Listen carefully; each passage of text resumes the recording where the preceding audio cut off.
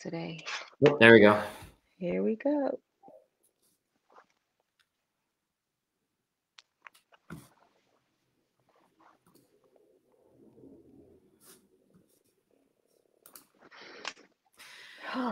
Good evening. If you are joining us tonight, you undoubtedly found your way to my Facebook page, so you know that I'm Peter Spadafore, an at-large member of the Lansing City Council. But in addition to my duties on the City Council, I'm also a member of this community and a proud alumnus of Michigan State University, and I come here today in that role. And let's not forget the marching band, of course, but that's my street cred there. So I say I've been frustrated with what's gone on at our institution of higher learning here in our community is an understatement. I think the handling of the Nassar scandal was just embarrassing and just tragic the way it unfolded and that it happened in general. But the institutional response was just so very disappointing to me. So as a result, we've seen changes in leadership. We saw new members elected to the Board of Trustees. We've seen a new president, and I'm optimistic about President Stanley. I think in the very short period of time, this infectious disease expert at the helm has been just what the university needed during a pandemic. But meanwhile, the board, I think, still needs to see some new perspectives and members that are more concerned with protecting and educating MSU students, not really the institution's image. And why does this matter to me as a resident of Lansing? Well, it's our region. And without that healthy region, with those challenges being presented, it's going to prevent us from taking our region and this city to the next level. So we need MSU to really shine and be protected by a board of trustees that cares about the folks that are being served by the institution. So they bring so much to our region. They're an economic powerhouse. But really, we need some leadership changes at the Board of Trustees levels. And that's why I'm so pleased to be joined today by Dr. Rima Vassar. She's affectionately known as Dr. Rima. She's an educator, a counselor, a parent, an advocate ready to bring change to MSU's boardroom. She also happens to be my husband's doctoral advisor. But that's over now. So she has no control over his grades. So this is all because I believe in Dr. Rima. Dr. Rima, thanks for being with me today. I normally reserve this page, as I said, for city updates, but I think my followers will enjoy a little bit different, to hear a little bit about you. So why don't you do that? Why don't you tell us about yourself and why you're running for the MSU Board of Trustees? So first, I want to make sure that I say that Daniel was the best student ever.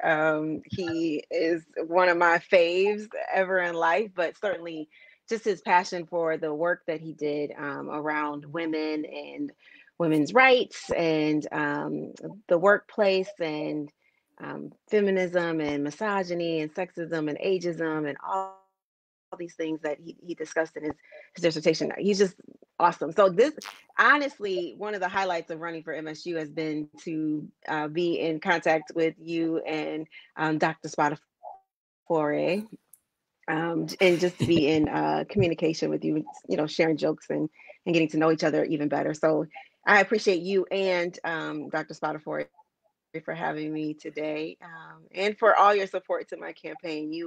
You have been a dream, and I know I don't say that enough to you. Life kind of has been like a whirlwind, so I just want to thank you publicly, both of you, for being awesomeness. So a little bit about me. I think you said everything, right? Like, I don't know what else there is to say. Tell us why you're running for the MSU Board of Trustees. What called you to this role? Well, that's an interesting response because I've run for one other office in my whole entire life, and that is at Western Michigan University undergrad. I ran to be the NAACP secretary. I won that race in 1995. It was uncontested, so there's that. So I'm not really I'm not a politician. I vote in the local elections and national elections, right? I make sure that I'm active, but I never would have thought that I would run for public office. And when this opportunity came, I really thought about it, prayed about it. I talked to my husband about it. And the more that I began to really think about the moment we're having, particularly COVID-19, and that laid bare all the disparities in every single institution that we have in the United States, but particularly education. I realized that this was like divine intervention. Like this was the right time for such a person as me, right, with all of what I bring. And so I'm a lifelong educator, public servant. Do book drives in the summer, backpack drives, right, for kids. I have a servant's heart. Um, and when I thought about MSU and I thought about all the changes that are happening right now and all the changes that need to occur, my experience, but my love for people just aligns with this. And I have I mentioned my husband, he's a two-time MSU alum, and he he had an undergrad from there and a JD from there in the late 80s, early 90s. So we're dating ourselves here. But he talks about some of the things that happened while he was on campus, like they took over the student center at one point for a sit-in around racial injustice. And now I have a junior daughter who attends Michigan State, which is so hard to believe that she's a junior. But she has some of the same issues on campus, and so she's called a couple of times. She really, let me just say, both of them bleed. You know, just I mean, they're MSU Spartans through and through. If you cut them, it's going to come out green, right? The blood is going to come out green. They are at every tailgate. They're at every single event. They're together having fun, right? And so she loves campus life. She's loved it. She didn't want to come home early when COVID-19 happened. She didn't want to come home early. She wanted to stay. And she had a bad attitude when she got here, which okay, right? Not just you come home, but you come home to overbearing parents in a full lockdown. And so she had a bad attitude. I had a bad attitude, but she even though she loved campus life, she would call and say things like, Mom, they put racial epithets on the dorm room doors, right? They were hanging caricatures, black figurines from trees at the store. Like what's happening? In one class, she was taking a class on women and women's history, and the professor said, well, yeah, women didn't really enter the workforce until the 1920s and 1950s. And she was like, yeah, so sir, what about my ancestors? Like as soon as they hit the soil, they were working. And he said, oh yeah, we get to you later, right? Like, okay, so I've helped her navigate those things. And my point about that is the things, this we've had two pandemics, one a health pandemic, but then like the second is like a racial reckoning, in my opinion. With the deaths of Mr. Floyd and Breonna Taylor and Mr. Aubrey, all like within 2 weeks back to back. And then, people in New Zealand and Australia and in Spain all saying, Black Lives Matter. I think what I bring with a critical race lens is this idea that we still have work to do.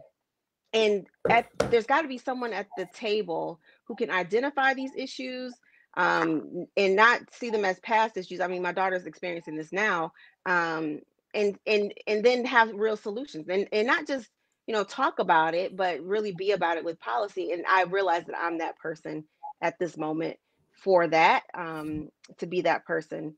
And also, she's had some issues with safety, right? We know that the Nassar tragedy really shook MSU, really shook the state and the nation, and really had international reverberations, right? And so there's been times where she felt like sexual violence was imminent.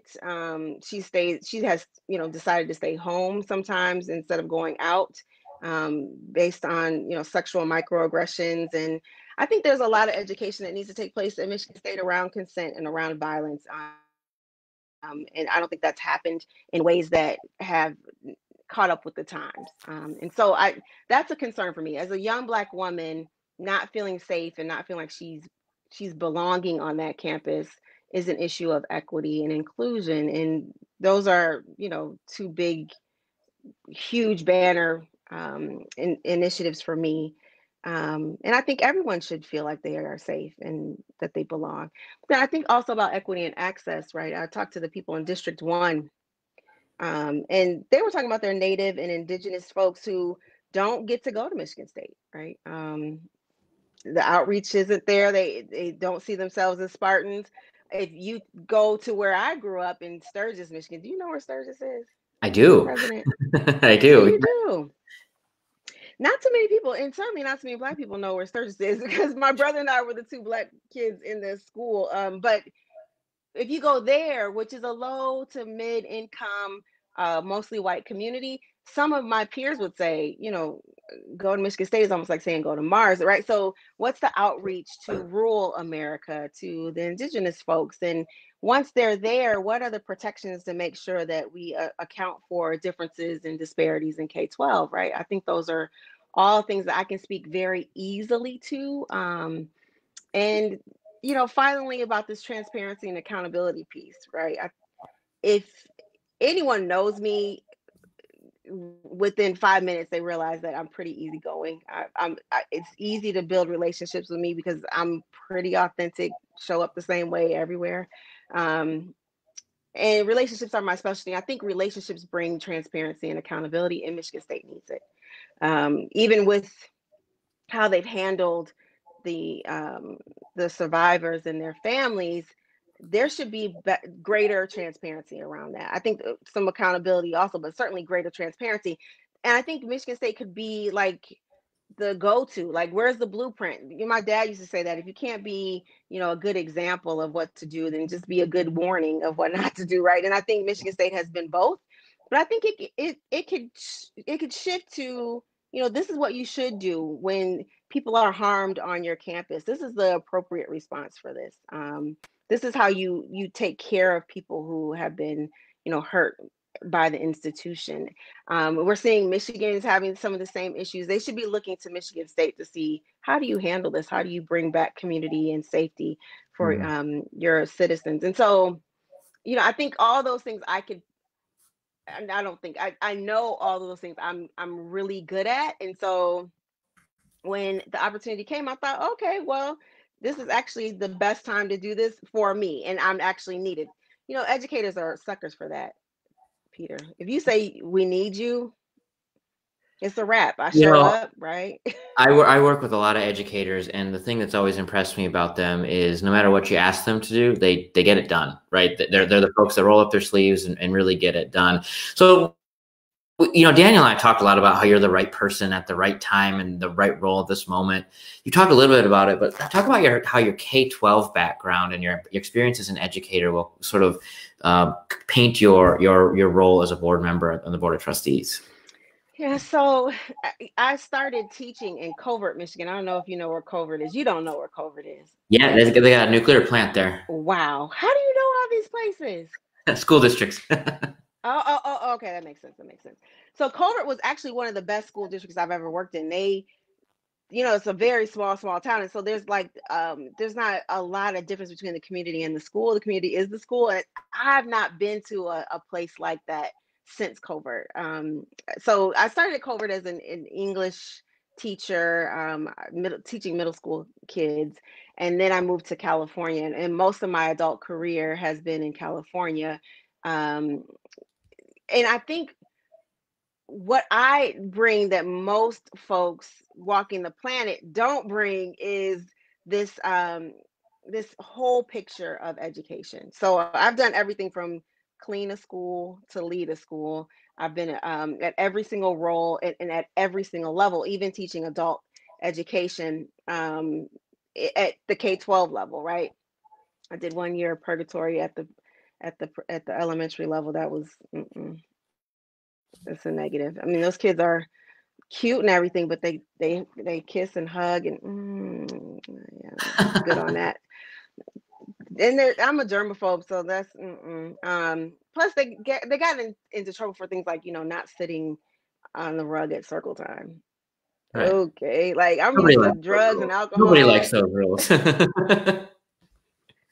Does he have a knife? Let's talk about real things, right? Like, just what do you? This is a referral for real. Like, so it was a bit of a learning curve for me. But they're super sweet, and actually, those elementary teachers are the hardest working people in all of education. Like, hands down, miracle workers. It's not even a contest. But I know what it means to come from a K-12 institution that is deficient and go into a higher ed institution and not have the supports necessary to make up for those deficiencies. And instead of looking at the K-12 environment and saying, okay, so what do we need to do when they get here? Because we want them to come here, right? Particularly at Michigan State, it's a land grant public institution. Everyone should be able to come. But once they're there, then, how do we account for the difference in education that you might get in Paw Paw, that you might get in Detroit, that you might get in Flint, that you might get in Saginaw? That, how do you account for that? And that our K-12 our higher education institutions have to be accountable to what happens in our K-12 situation, particularly because higher ed is preparing those educators, right? Mm-hmm. And so if we want, I see this so clearly, and most people don't. I mean, I've been in higher education since 2003, but I've been in K-12 from 1996 to 2014. So my K-12 longevity is I have a longer life in K-12. But since 2003, I can see how they're so intricately connected that we really have to do a better job of talking with one another in the same spaces. But we also then have to rethink our preparation programs, rethink how we're training folks, but then also rethink our outreach to K-12 from institutions. How are we doing our outreach? And then again, what safeguards are we bringing? I think most students get labeled as deficient as opposed to thinking about the system as being deficient, right? Mm-hmm. And so if you think about it as a systemic issue, and we got to do some extra things to make sure that everyone has an equal playing field when they are as much as possible when they get to the institution. I think we see things differently in terms of remediation. We see it differently in terms of supports, right? And so I think I have a lens that like I said, most educators don't have. As a researcher, as a parent, as a Right. student, and an administrator, and a counselor, and a teacher, and a professor, right? I got all these lenses. I could just see it broad view. I think that I could bring all of that information and experience and knowledge and the research to bear at Michigan State that no other candidate that I know of could do. That's exactly. I agree with you 100%. Knowing when we heard about the potential of new candidates for MSU Board of Trustees, I thought of you immediately, and others had already had the idea. So we're so thrilled. But the next question I have for you is about the institutional change. Undoubtedly there will need to be some disruption at MSU, and I think that some of the new board members have tried to be that disruptive force.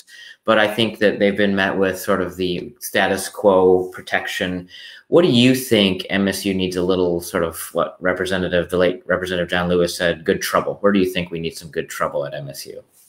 Oh my goodness, we can start at the top, right? So, I having met and talked with trustees, not a great number of them, honestly. I do think there's some relationship mending that has to happen there, because they went through what no other board that I know of is. It was traumatic, and it was pretty quick, the decisions that they had to make regarding NASA, and then some of those decisions were quite terrible, and so having to deal with the fallout of that and take accountability and responsibility for that, and pointing fingers and blaming one another. I think there's some leadership work that has to be done within the board, in terms of coalescing, coalition building, bringing people into the same vision and mission for the board itself. So I think that's one of the things that has to happen, and that's, I think, part of my work when I get there. But then also, all of these issues that we talked about inequities, and one thing that doesn't get discussed a lot, and we're in good company, so I'll just say it. But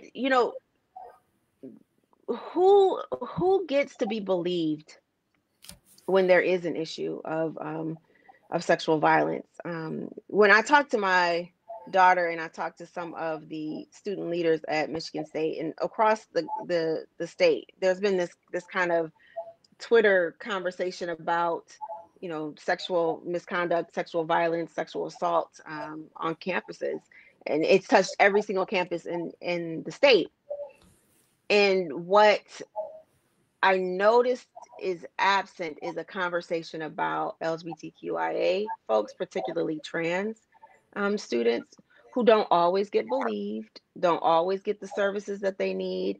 And at Michigan State, Black trans students are certainly, it's almost like a double whammy, right? Like there's already issues around being trans on the campus and where you have a space and where you feel safe, but then also then you add on that the trauma of sexual violence and not having a place to go that says, here we can help you, we're going to help you heal, is unacceptable.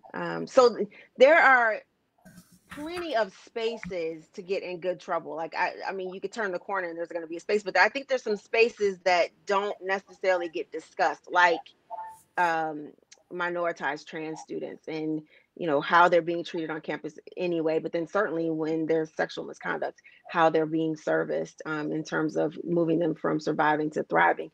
Those are all issues that my eye is keen.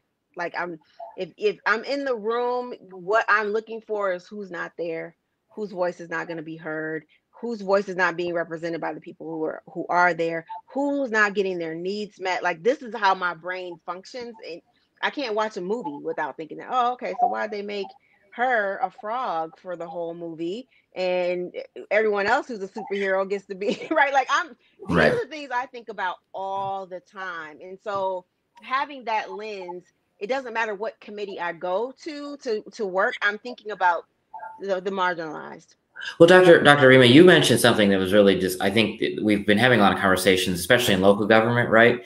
MSU can put out statistics that say X% of our students are from this background or this background, but that's a diversity statistic. You want to talk about inclusion, right? And then how do we move from those numbers on paper to sort of full inclusiveness? And I think that you've highlighted, sort of why you're the right person to make sure that those conversations are happening at the board, because you can still do all the other things that MSU does while trying to make sure that your students are all feel included, and faculty for that matter, which leads me to my next question.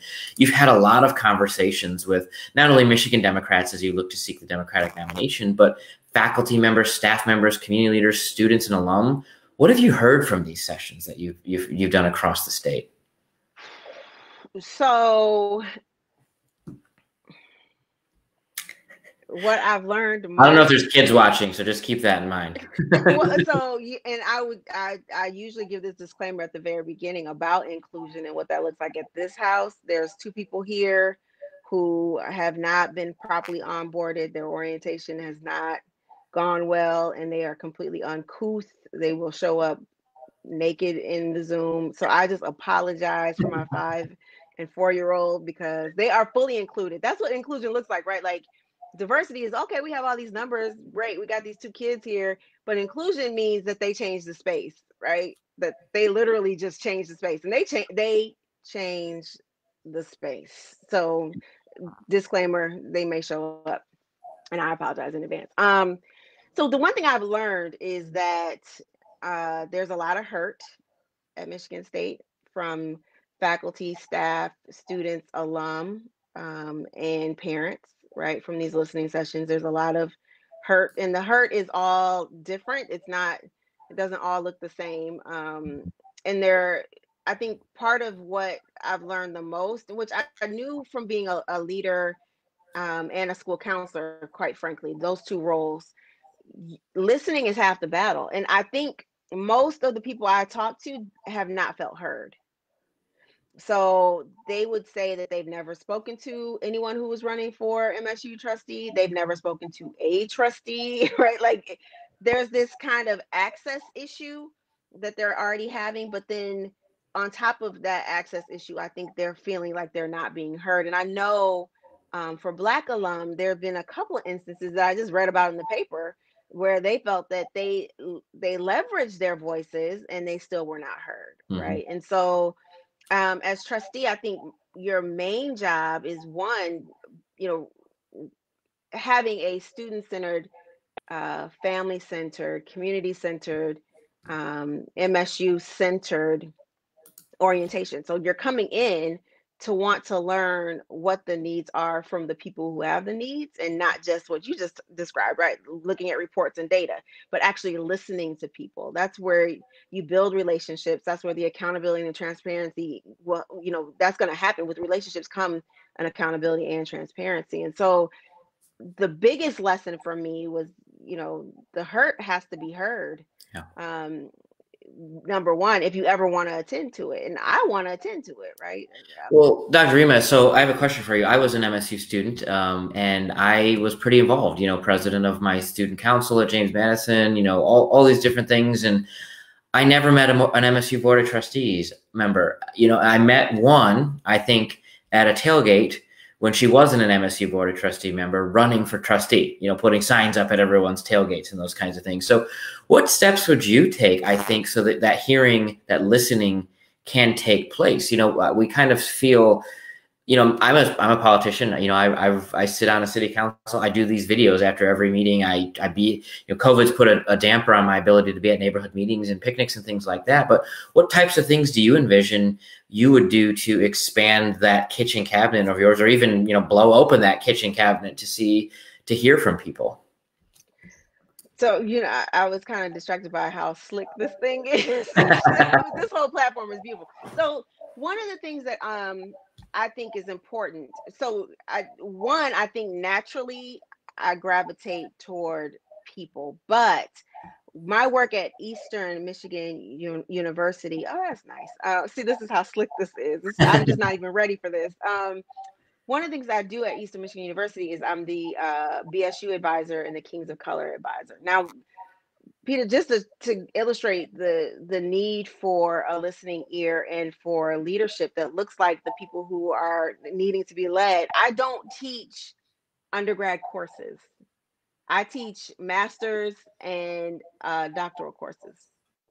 Somehow these folks found me. The first year I was there, they found me and they wanted me to be their advisor. And so the Black Student Union, in conjunction with the NAACP, every year we run a Black Leadership Summit that brings young Black student leaders from across the whole state to Eastern, and we learn about grassroots organizing. We learn how to confront microaggressions in ways that are going to be, actually productive. And so we learn how to identify all these isms: ableism, sexism, Islamophobia, all these things. We learn all those things, but we also learn how to lead with love in that moment.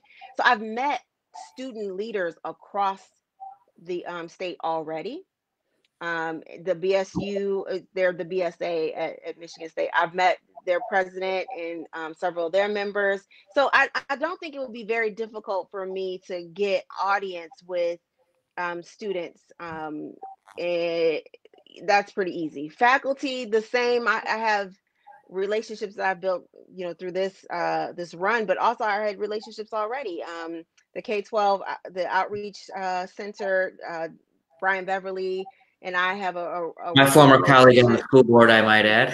He's awesome. I hope he's on here. So yeah, there's I already have relationships that I think, you're a stone's throw away from the next person who might need you. So I just need to stay connected. I think you have to really be intentional.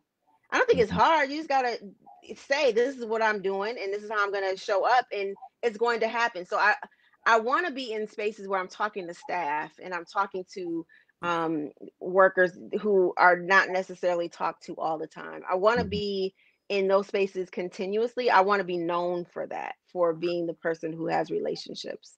So I'm going to make sure that happens. I really believe that to be a leader, you have to know who you're leading.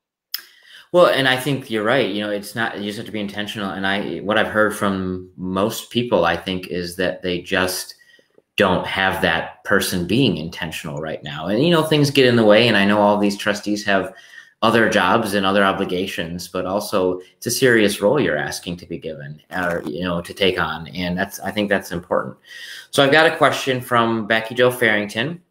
Can't see all of it here. So she asks, can you talk about how you navigate a tough decision like the announcement of asking students to stay home for the fall? Maybe not necessarily that specifically, but like how you would navigate those types of decisions, your thought process. Hey, Becky Joe. She was one of my earliest contributors. She donated pretty quick. I just appreciate you so much. So, I was already a part of the MSU parents Facebook chat. And so I've been listening to all of the chatter about their announcement, which I thought was prudent. Honestly, again, my daughter likes to be on campus, but I also like to keep her alive. And we have a whole, infectious disease doctor. Like, I mean, this is his specialty. Maybe we should just go ahead and listen to him. So I don't think that would have been a very difficult decision for me because he has expertise and he's demonstrated that he'll put students first. Now, that is the point where Michigan State has been the leader. Michigan State was the first to say, you should probably go home. And then second, they were the first to say, we'll give you your money back, which people were being told to go home and we still keep your change. So, I mean, MSU has really been at the forefront of this to keep families safe and to keep our children, healthy. And so that probably wouldn't have been a hard thing for me to navigate because he has the expertise and the care. Now, if there's a contentious, decision, I always am an optimist, right? Like, okay, if we just really talk this out with rational people, and what I've noticed is most of the people that I've read about and met, most are rational. Yeah. So you can sit and have a conversation with them and talk it out. I've taught conflict management and conflict mediation in 2 different countries, Singapore and Ghana. I've taught global leadership in 7 different countries. I teach leadership like this, like how to get to consensus, how to get to even if we can just compromise, which is not the ideal, consensus is ideal, but certainly if we can get to compromise. I've taught this, but I've also done this my whole career. So I'm really good at listening and then figuring out where there's some commonality so we can start with, okay, we're on the same team, and then we can get to the hard stuff. I'm really good at that process. It's when people don't have good intentions and are selfish and are not well, which means that they're not rational. That's when I end up having a harder time. But even then, I figure people out pretty quickly what they need, and I try to give them that in that process. So one of my hopes is to have a relationship where I'm the go-to person when there's a problem, when there's a concern, when there's a skirmish or some conflict. They say, hey, let's just get Rima in here because she's going to take a neutral stance, and she's going to help us work it out. Or if 2:00 in the morning there's a racial incident or a sexist or ableist, or there's a problem with an ism, that they would say, you know what, Dr. Ream is the person to call. Like, we need to get her. I want them to trust me enough to do that. And so I have my work cut out for me. I do recognize that Michigan State has some trust issues. So I have my work cut out for me so that people know. Well, I've got a question, and I think you just touched on it. So what's the biggest issue facing the MSU community? And I think it's the trust component, isn't it? I mean, there's all sorts of things, right? But the biggest thing is there is no trust that the decisions being made are, in the best interest or whatever, but just that trust. And I think you've highlighted that quite well. Yeah. Even in that MSU parent chat, they're saying he has ulterior motives. He's just trying to do this for his own gain. I'm like, what gain do you get for, where's the gain? Financially, this is not what you want for Right. any institution, is to not have housing fees. Like, I mean, that's a big deal. That's a big cut. Even the catering services and food services, all these things get cut. Not having, sports, all of these things make a huge dent in an already eroding um, budget, thanks to Betsy DeVos. And so I know that he's not making this out of some kind of, you know, personal gain, but certainly not, to put the university in a better financial situation. Like, this is out of genuine care and concern for our children, and I appreciate that. Well, I think you're right. When you look at all the institutions across the country that are experiencing those things, it's hard to look at this and say there's an easy answer. But I think that you're right with President Stanley making those decisions. Maybe difficult decisions, but not really hard ones, right? They're difficult to make, but they're kind of no-brainers on student health and safety. So, you talked about you're not a politician. Your one run for office was uncontested, and you won. But you're seeing you won. That's all that's the vote count at the end. You're seeing the inside of this very political process. So, what advice do you have for those looking to get involved and run for the first time, or getting involved in the public sphere? So, I've learned a lot. I love learning. People say I'm a lifelong learner. I really do. I really, really love learning. And part of when the draw for running for MSU Board of Trustees is like, oh, even if I lose, I'm going to learn so much. And I don't want to lose. You're not going to lose. I feel pretty good about the learning, right? Like, I've learned so much about the process. And I think that was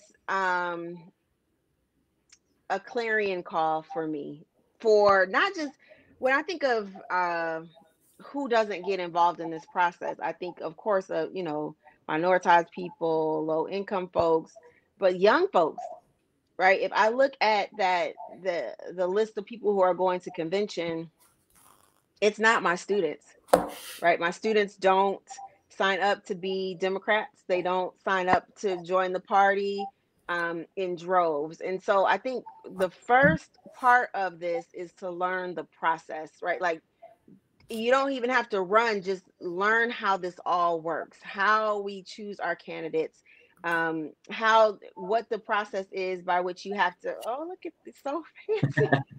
Oh my God. The process by which you have to, get your petition signed, and what happens when you get to the convention, and what happens in a COVID-19 moment when the whole convention is derailed and now it's virtual, when it was, face to face on the ground all these years. But what does it mean to have union support, and what does it mean to have Femmes for Dems, and what does an endorsement from Debbie Stabenow really mean, and what does it mean when it's coming from Sarah Anthony? Like, all these things that I learned on the ground, I think we should be teaching in high school, I believe, because I literally would not have known anything about a convention had I not run. And it's been happening every year. Well, not every year, every 2 years. Right. Right. But there's a whole process. And, the first time I talked to your husband about running, he said, oh, yeah, I'm going to be there with my T-shirts and the banners and the glitter. And I was like, what is he talking about? That's literally what happens at the convention. And it sounded like a great time, right? Like, I didn't know what happens at the convention. I didn't know that, you're being robbed of one of the most fun experiences in politics. Man. So I feel really bad about that, because I'm going to the convention next time, though, and whomever I'm supporting, I'm bringing the glitter and the banners and the T-shirts, because I want to be a part of that. But I didn't even know this was happening. I didn't know that what we decide at convention then is really decides what happens in November, right? I didn't know these things, and so part of it is to get involved, to educate yourself. And then the other part, and I think this is really, really important this year, but certainly every year, every single race counts. And so your local races, your statewide board, because I really believe that education is the key to all things changing, right? It's the elixir, it fixes things. So if we want to change the world, we have to change schools. And how many times have I voted for a regent, a governor, or the state board member? I don't pay attention, right? Like, these things you have to really start to pay attention and know that who you who you vote for to be a judge or the prosecuting attorney has lifetime implications for families, right? Mhm. Like, can really make the difference between surviving and thriving for a family. And so I think part of it is we have to do more in our civics coursework at the K-12. I always go back to education at the K-12 level, but then also galvanizing. Right, I don't know how many people I would have brought, but when I thought about going to convention, I thought, okay, how many students can I bring?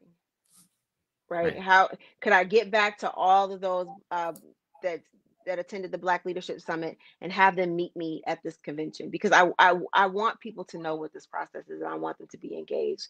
So the young people, you're old when you say that, right? When people say the young people, What are the kids doing these days? right, get off my lawn. So I think the young people, and I would say I'm not young and I still didn't know. The young people really have to be engaged intentionally by us who know, we that know, in ways that are meaningful for them, but also then where they can have an influence. I think they did 2 years ago. The progressives came out for Dana Nessel in ways that we hadn't seen before, and That's I think some how of those. that's how Oh, the go attorney ahead. general got on the ballot. She brought a lot of folks to the convention, and I think surprised a lot of that establishment with that enthusiasm. And now she's the attorney general, and that's just fascinating. That we hear from a viewer that this is all new information, right? I've been to convention a few times, but never as a candidate, and still it confuses me. Yeah, yeah. I mean, it's intricate, right? But the I think our saving grace, and we're seeing this right now with our justice movements. Our saving grace are going to be our young people, right? Our the youth know, kids know. I work with a group of high schoolers at Communication Media Arts here in Detroit. Awesome kids. Um, but once they know what the system is and once they know how they can influence it, they are way braver than we are. They're braver, they're bolder, and they're more insistent. And so we really do need to engage them in ways that we haven't. And I blame the elders for that, for disengagement. I blame us. I used to be one of those young people. Now I'm not. So, I'm happy to try and, do what we can to expose that generation to that kind of knowledge so that they can. I mean, we need young folks to get involved and tell us what we're doing wrong or, change the space, as you said. I think that, yeah, that's an image that really sticks with me. I look at that board of trustees room and I know that your voice will change that space for the better. Because, just otherwise, why do it, right? If you're just going to be a placeholder for 8 years, why do it? And you've got to change that space. And I think it's so crucial. So tell me about this. So, it got a little easier today. It's It did. the Democrats select 2 candidates for the board of trustees to place before the voters in November through this process that I showed on the screen. But with the announcement that longtime trustee Joel Ferguson is not running, it looks like it's you and Brian Osalem that the Democrats will be putting forward. So changes the dynamic a little bit. You still have to go through the steps in the convention, but what can we do to help you make it across the finish line in November? Tell our viewers all about it. Okay, there's one thing I wanted to go back to that you said around why do it, because I've been getting, people don't understand this process and they're like, oh, you're getting a new job at Michigan State. This is No. unpaid work, Yeah. just so right. And so this is a free service. Dr. Marshall. So Dr. Marshall, she gave me this beautiful mug. Oh, well, thank you, Dr. Marshall. I don't have one yet. Just if you need to come back and talk. She's also the president of the MSUBA. So she's all that in a bag of chips. And no, yes, she walked with your husband. Walked. She, Oh, yeah. she Yes. did. Yes. Yes. She got her hood the same day. Yeah, Yes. so she's Dr. Shani. So It is free. I'm not getting, this is not a come up and like I'm not getting any money to do this, and it only is to be a change agent, right? Like literally to change that space. So okay, how do you help me get there to do this work for free? Okay, so I still do need, can you put that graphic back up? Absolutely. Okay, so I still do need, even though there might be two candidates, great. That's that's what I'm hoping. By 5 o'clock, no one said, I'm going to run too. But if you look over here at this green haphazard square that I made, I do need 443 signatures on a petition to actually be voted in on the 28th and 29th. So is tomorrow Thursday? So tomorrow you'll get an email that will give you kind of these instructions around, um, do you download an app? Are you going to be voting via phone? Are you calling in? And so you need to show up. First of all, don't, my delete hand is strong. Don't be like me. Open it, right? So that Right. you know exactly the directions in there. Um, and then download the app, or, opt in for the call in. But then I'm going to need you to engage before the 28th. So generally, you tell me if I'm wrong on this, President. So generally at the convention, you do the signature collection and you do the voting at the same time, right? And so people, I think, are going to be thinking that's the same system, and that they just need to activate the days of the convention, which are the 28th through the 30th, and that's just not true. You have to activate before the convention, and those signatures have to come starting next Monday through next Wednesday. I need 443 signatures from the 9,000 people who are eligible to vote, to sign my petition, so that I can then advance to the Friday voting schedule. So I still do need signatures. Like, that is a real thing. If I don't get those, I don't get voted on for the 28th, the 29th, and then the 30th, they announce the winners. And so And I need just them to activate. just to be clear too, this is for Democratic Party members. So if you haven't joined the party before tomorrow, you can't sign the papers, but you can still vote in November. No. So if they hadn't become an MDP member before July 30th. Oh, July 30th. Okay. Yeah. So when I say eligible, I mean that 9,000 people, they met the deadline in order to sign this petition. If So you all of our if you join, though, you can vote August 28th. You just gotcha. can't sign my petition. Gotcha. Okay. See, that's what I'm saying. It's all so, you Well, know what and I'm you saying? talk even, Dr. Rima, about consensus, and it always strikes me as even how our meeting management rules are designed to keep different voices out of the room, right? And this process, even it's as inclusive as the MDP tries to make it, is still a very tight process that you've got to know the rules to get involved. Fortunately, November is a lot easier with, the Prop 1 passing and the ability to get your absentee ballot for any reason, and all sorts of same day registration. But still, these seats that are pretty much controlled by who's on the ticket are very designed for those who know. And Yeah. that's unfortunate. Yeah.